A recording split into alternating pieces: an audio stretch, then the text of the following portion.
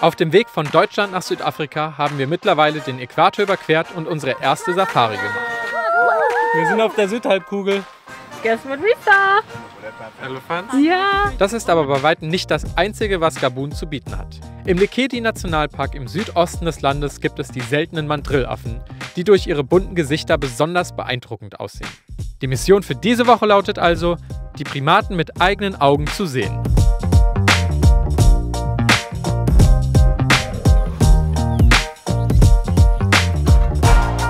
Guten Morgen aus Gabun. Wir haben heute Nacht neben einer Kirche geschlafen. Das ist richtig, richtig schön hier. Und es war total ruhig. Und wir sind wieder an einem größeren Camp jetzt unterwegs. Wen kennt ihr denn schon? Ihr kennt schon, doch, ihr kennt alle schon. Wir kennen alle schon, aber Nadja und Julian sind wieder dabei. Genau. Seit gestern. Und Ghislaine und Joan sind auch noch da. Also wir sind jetzt hier 3 Autos, 6 Leute. So viele Leute hatten wir schon lange nicht mehr um uns rum. Nachdem wir jetzt monatelang eigentlich alleine waren. In Westafrika sind wir auf einmal hier in Zentralafrika ziemlich viel unter Leuten. Aber ich finde es ziemlich cool. Aber wir sind jetzt gerade dabei zusammen zu packen und jetzt kriegen wir gerade hier ganz viel Besuch von den Kindern, die hier leben auf diesem Kirchengelände. Die haben gerade Sommerferien. Sie haben erzählt, dass sie 3 Monate Sommerferien haben in Gabun. Und die sind total aufgeschlossen und interessiert und jetzt machen wir hier Fotos zusammen. Ja, und unterhalten uns, soweit das dann geht. So. Mittlerweile kann ich kann so kleine Gespräche, kurze Gespräche kann ich schon führen auf Französisch. Das ist auf jeden Fall ganz schön, dass man mit den Leuten auch ins Gespräch kommen kann. Es gehört auf jeden Fall auch zu dieser Reise dazu, auf jeden Fall. Die ganzen Begegnungen, die wir hier mit Kindern haben, wobei teilweise sind die auch schon irgendwie 17, 18. Ja, aber ich glaube, wir müssen jetzt trotzdem mal zusammenpacken, sonst kommen wir nämlich gar nicht mehr weg. Wie sieht's hier aus? Super. Fertig? Aufgeräumt. Danke. Weiter geht's. TikTok. Oui. On veut faire Je fais l'Instagram et YouTube. TikTok ist hier hoch im Rennen. Instagram anscheinend nicht so. Wir sind ja nicht so auf TikTok aktiv. Also nicht selber. Aber das war den Kids hier sehr angesagt. Die haben alle ihr eigenes. Bienvenue. Merci. Ça marche? Ok, je ferme le door. Oui? Okay, wir nehmen jetzt ein paar von den Kiddies noch ein Stückchen mit. Da lassen wir auch die Kinder wieder raus. Also wir nehmen die Kinder hier ein Stückchen die Straße mit runter. Da ist irgendwie so ein Laden. Und ich glaube, da sie gerade Ferien haben, haben sie ein bisschen Langeweile. Und deswegen dürfen sie jetzt mal ein Stückchen bei uns mitfahren. Dann geht's mal los. Kindertaxi von Lost River. So, wie schwer sind wir jetzt? Full House. Ich glaube, so viele Leute waren wir noch nie. Ja. Nous sommes combien de personnes ici? 6. Vous êtes 6 et 2? 8. C'est 8 personnes et un Un chien. chien. Also 9 Leute hier drin und Lotta.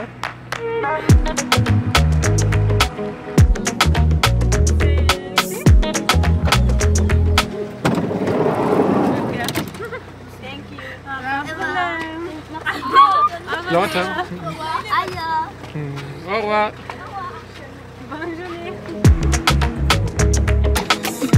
Came up out the jungle with my graces. Chase money, everybody singing my praise. Comment allez-vous? Ça va?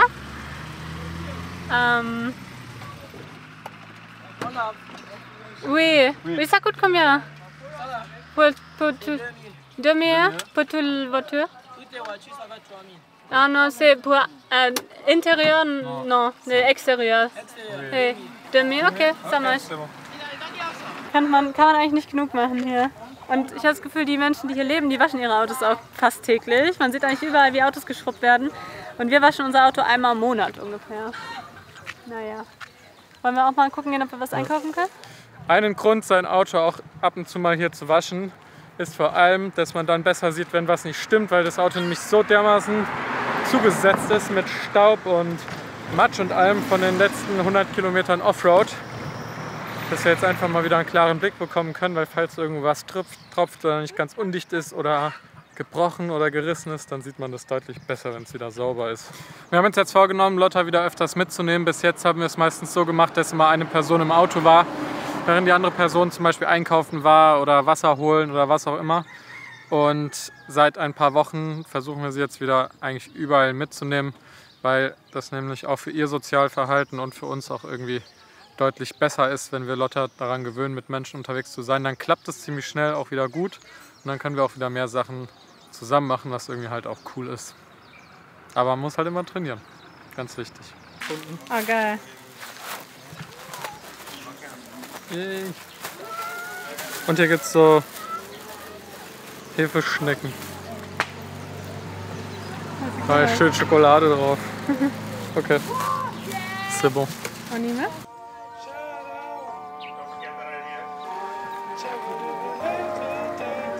Hier. So, haben wir Stühle gebracht bekommen. Merci. C'est très gentil. Merci. Sitz. Sehr, sehr nett. Haben wir hier Stühle gebracht bekommen, damit wir nicht am Boden sitzen müssen. Jetzt sind hier alle aufgereiht und beobachten.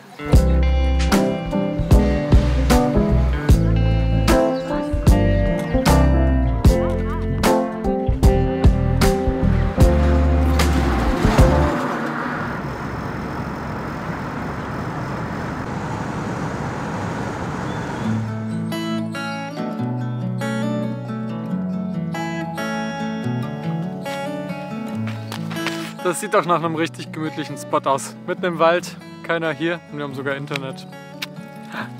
Lotta! Schmeiß nicht die Kamera um.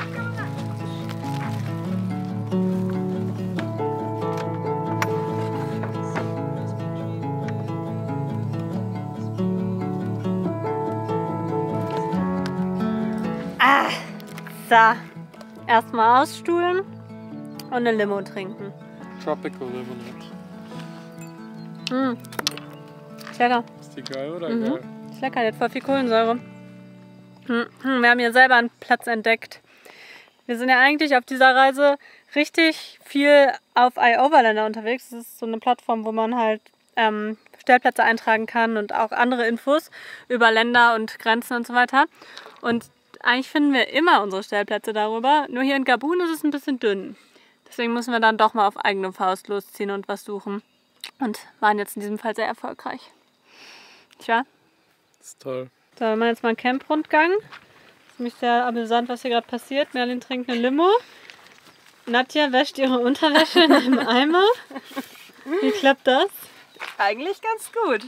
Wir gehen lieber nicht zu nah ran. Ich weiß nicht, wie sauber es wird, aber ansonsten. Und Julian versucht seit einer halben Stunde hier irgendwie so ein Tarp aufzubauen. Das sieht so semi-erfolgreich aus. Man muss sagen, es ist ein sehr erbärmlicher Versuch. Ich versuche es an einen Busch zu binden. Okay.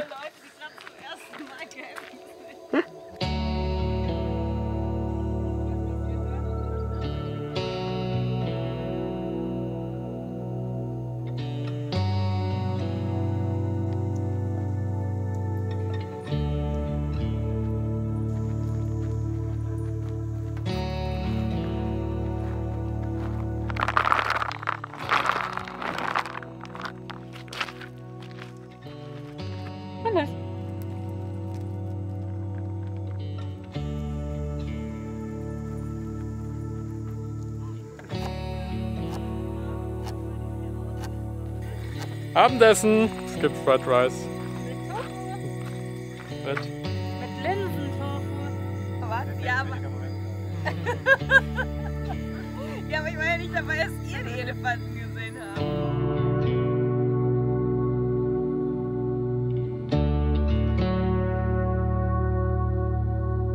Es geht weiter, wir sind auf dem Weg zum Lekedi Nationalpark. Der liegt im Südosten von Gabun. Wir haben jetzt nicht mehr so viele Kilometer vor uns heute und die Straße ist gut. Sollte also ein easy ride werden heute. Haben wir uns auch verdient, finde ich, nach den ganzen langen Strecken, die wir jetzt Offroad gefahren sind mit 25 km/h Durchschnittsgeschwindigkeit. Ja. Gehen wir nochmal tanken jetzt? Klar. Und Geld holen, oder?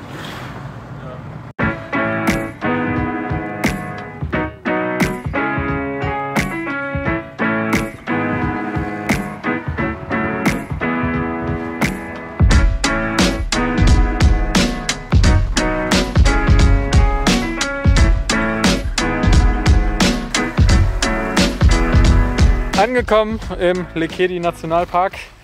Wir sind jetzt hier schon auf dem Gelände, dürfen hier wahrscheinlich campen. Wir warten jetzt noch auf das finale Go und das ist bis jetzt sogar kein Problem mit Lotta. Die Affen sind nämlich in hier einem abgezäunten Bereich und so wie ich das jetzt verstanden habe, ist das Ganze hier auch sowas wie ein Sanctuary, wo die quasi die Affen ja, geschützt werden und deshalb gibt es da so einen doppelten Zaun mit Elektroleitungen dazwischen, dass da keiner hin kann und dass sie aber auch nicht hier hin können, wo Menschen sind. Deshalb hoffe ich mal, dass es auch okay sein sollte mit Lotta jetzt.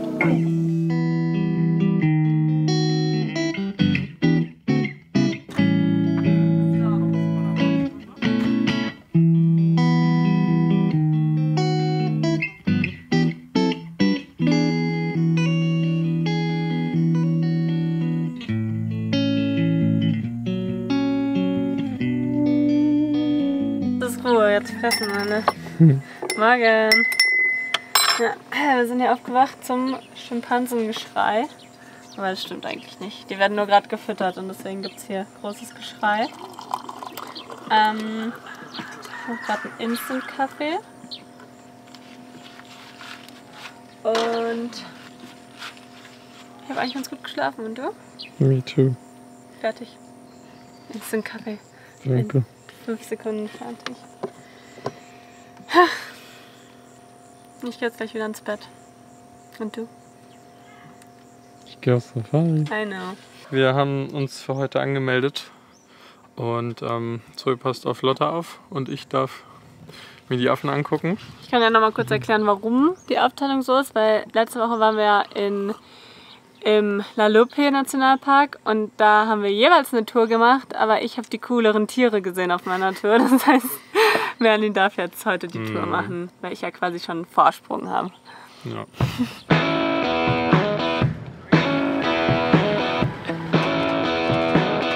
Und los geht's auf Safari. Ja, als ich gestern hier angekommen bin, haben wir ja direkt neben diesem eingezäunten Bereich geparkt und da wusste ich erstmal nicht so ganz, was ich davon halten soll. Aber nachdem wir uns dann noch ein bisschen unterhalten haben mit den Menschen, die hier arbeiten, haben wir herausgefunden, dass die Tiere hier nicht einfach nur zu touristischen Zwecken gehalten werden, sondern die wurden tatsächlich gerettet vor Wilderern zum Beispiel. Und die Schimpansen zum Beispiel werden hoffentlich irgendwann wieder in die Freiheit released. Das ist quasi der Long-Term-Plan. Aber im Moment sind sie noch zu jung, deshalb werden sie hier noch gefüttert und aufgezogen und ich glaube, das ist hier der Fall mit den meisten Tieren. Aber mal sehen, was wir noch rausfinden werden hier. Eine der Tiere, weshalb wir hierher gekommen sind, eigentlich sind die Mandrills und die können aber den Park verlassen. Wir stehen jetzt hier an einem Zaun und die haben irgendwie einen Weg, die zu orten. Aber haben jetzt eben herausgefunden, dass sie gerade nicht im Park sind, weil sie nämlich eben diesen Park verlassen können. Deshalb sieht es nicht so aus, als ob wir heute die Chance haben, die zu sehen. Es wäre richtig cool gewesen, die zu sehen, aber so ist das eben. Pech für uns. Aber immerhin schön, dass eben diese Tiere hier nicht als Attraktion gehalten werden, sondern wirklich das zum Artenschutz dient. Die Ranger versuchen jetzt nochmal ihr Glück und sind gerade in den Park rein, um da ein besseres Signal zu bekommen. Und so lange warten wir jetzt hier und hoffen, dass sie vielleicht doch irgendwas finden. We will see. Nachdem unsere kleine Safari-Tour heute irgendwie doch schon eine Enttäuschung war, weil wir nichts gesehen haben und weil irgendwie der Guide auch so gar nichts erzählt hat und wir gar nichts erfahren haben, haben wir uns dafür entschieden, jetzt nochmal einen Tag hier zu bleiben. Vielleicht versuchen wir unser Glück morgen nochmal und nutzen jetzt die Zeit und machen mal wieder so ein bisschen Arbeit und Alltagssachen wie Wäsche waschen. Das muss nämlich auch erledigt werden. So. Was?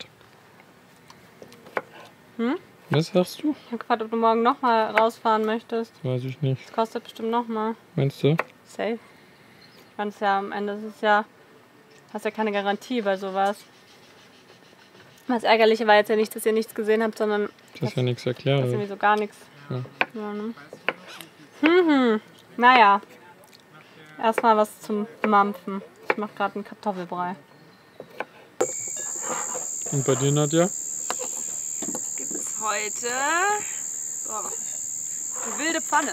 Wilde Pfanne. Sehr wilde Pfanne. Nadjas wilde Pfanne. Das ist irgendwie süß. Das sieht so aus, als ob wir die Eltern sind und du hast hier deinen Kindertisch. Und kein Ich habe so Kinderherd. meine Kinderküche, wo ich so meine eigenen Dinge kochen darf. Gibt es heute zur Abwechslung keinen Sandkuchen? Nee. Aber ich frage auch die ganze Zeit Sachen. Wie macht man das? Davon reintun? Kann ich das mal haben?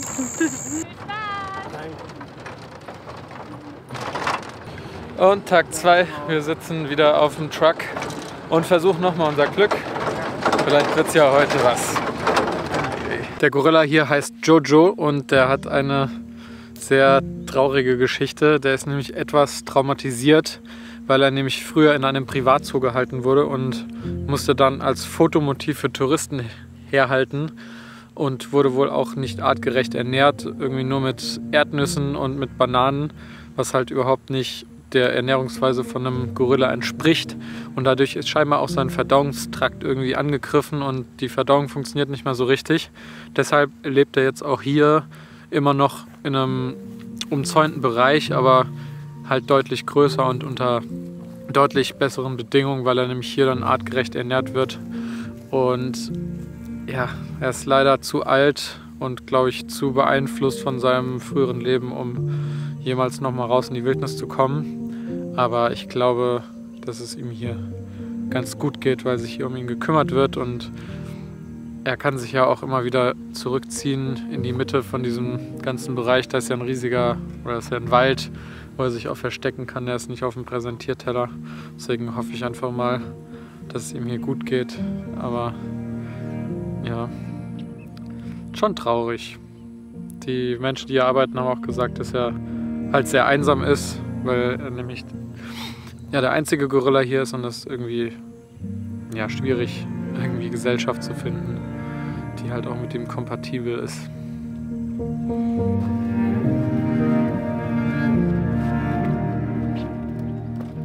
So, jetzt versuche ich mal mit meinen beiden Kameras über diese super wackelige Hängebrücke zu marschieren.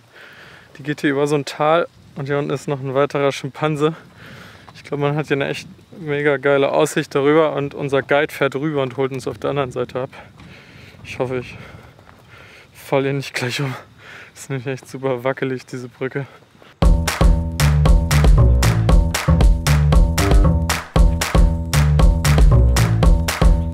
We made it über die Brücke. 300 Meter ist sie lang, 360, glaube ich. Und man hat richtig, es war richtig cool, so oben zwischen den Baumwipfeln durchzulaufen. Das war sehr, sehr nice. Nachdem wir heute den Gorilla gesehen haben, haben wir eigentlich schon damit gerechnet, dass die Tour vorbei ist. Plötzlich bekommt unser Guide einen Anruf und es geht mit 50 km/h durch den Busch. 10 Minuten später und wir sehen auch warum. Die Mandrillaffen kommen nur in Nigeria, Kamerun und Gabun vor und stehen auf der roten Liste der bedrohten Tierarten. Jetzt stehen wir gerade mal 10 Meter vor diesen beeindruckenden Primaten. Auch in der Tierwelt sind die bunten Verfärbungen der Gesichter etwas ganz Besonderes. Die rote und blaue Färbung dient vor allem zur Abschreckung von Gegnern und der Konkurrenz und ist nur bei den männlichen Tieren zu sehen. Die Mandrills leben hauptsächlich am Waldboden und ernähren sich von Früchten und Insekten, teilweise aber auch von kleinen Nagetieren und Vögeln. Wenn das Nahrungsangebot in der Trockenzeit nicht so groß ist und sich die Gelegenheit bietet, plündern sie aber auch nahegelegene Felder. Das ist auch unter anderem der Grund dafür, warum diese Tiere immer noch gejagt werden. Die größte Gefahr für die Mandrills ist aber die Zerstörung des natürlichen Lebensraums. Normalerweise leben Mandrills in Gruppen bestehend aus 15 bis 50 Tieren. Es kommt aber immer wieder vor, dass sich Gruppen zu größeren Verbänden zusammenschließen. Warum das passiert, ist bis heute ungeklärt. Hier im Lekedi-Nationalpark leben insgesamt ca. 90 Tiere.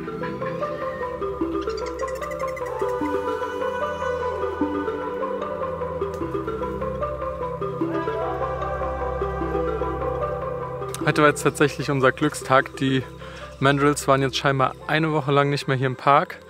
Und genau heute sind sie scheinbar wiedergekommen. Und jetzt haben wir sie hier auf der Straße gesehen. Was richtig cool ist, die können ja hier rein und raus, wie sie wollen aus dem Park. Und wir waren jetzt echt richtig nah dran. Das war echt eine richtig coole Erfahrung gerade.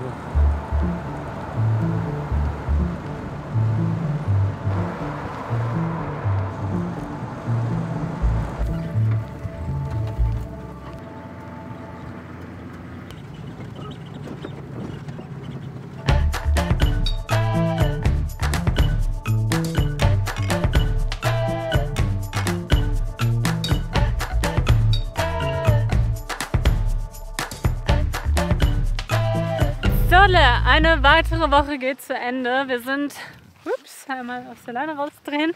Wir sind heute noch ein Stückchen gefahren und sind jetzt ganz im Osten von Gabun. Also wirklich schon fast an der Grenze zum Kongo. Und hier sind wir jetzt am Lekoni Canyon. Das ist mega schön. Und hier werden wir jetzt ein paar Tage verbringen und dann ist unsere Zeit in Gabun auch schon so langsam wieder vorbei. Was ein bisschen traurig ist, das hat mir echt sehr gut gefallen hier. Aber ich finde, wir haben echt viel aus dieser Zeit hier gemacht und es hat wirklich viel Spaß gemacht. Und ja, wir sehen uns mit euch dann nächste Woche aus dem Kongo wieder. Macht's gut, danke, dass ihr dabei wart.